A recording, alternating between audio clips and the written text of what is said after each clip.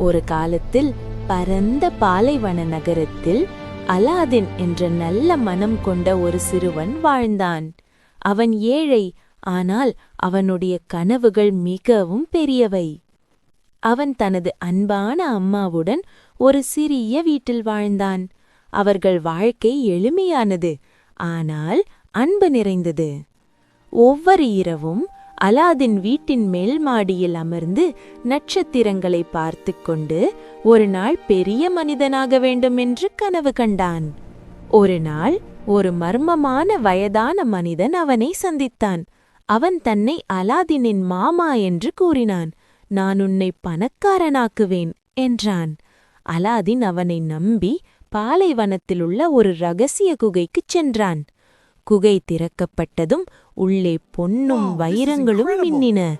ஆனால் அந்த மனிதன், உள்ளே இருக்கும் பழைய விளக்கை மட்டும் கொண்டு வா என்றான்.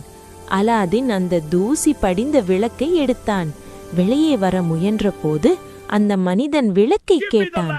அலாதின் சந்தேகப்பட்டான், கொடுக்க மறுத்தான்.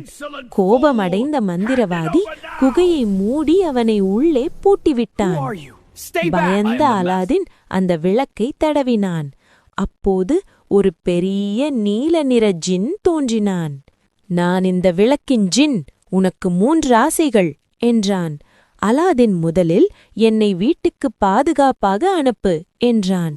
ஒரே கணத்தில் அவன் வீட்டிலிருந்தான். ஒரு நாள் அலாதின் அழகான இளவரசி ஜாஸ்மினை பார்த்தான். அவளை பார்த்தவுடன் அவன் மனம் காதலில் மூழ்கியது. அவன் ஜின்னிடம், நான் அவளை திருமணம் செய்ய வேண்டும் என்றான்.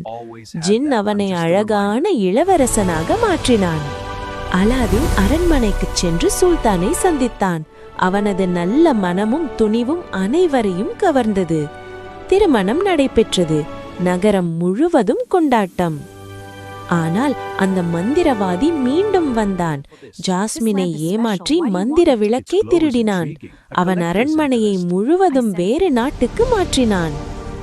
அலாதின் மனம் உடைந்தாலும் கைவிடவில்லை.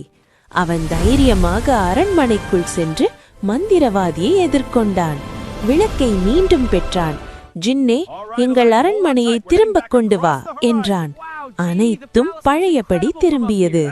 கடைசியாக அலாதின் ஜின்னை விடுதலை செய்தான். நீ என் நண்பன் என்றான். ஜின் மகிழ்ச்சியுடன் சுதந்திரமானான். அலாதின் மற்றும் ஜாஸ்மின் நல்ல ஆட்சியாளர்களாக வாழ்ந்தார்கள். கதை சொல்லும் பாடம்: உண்மையான சக்தி மந்திரத்தில் இல்லை, அது நல்ல மனசிலும் தைரியத்திலும் இருக்கிறது. முடிவு: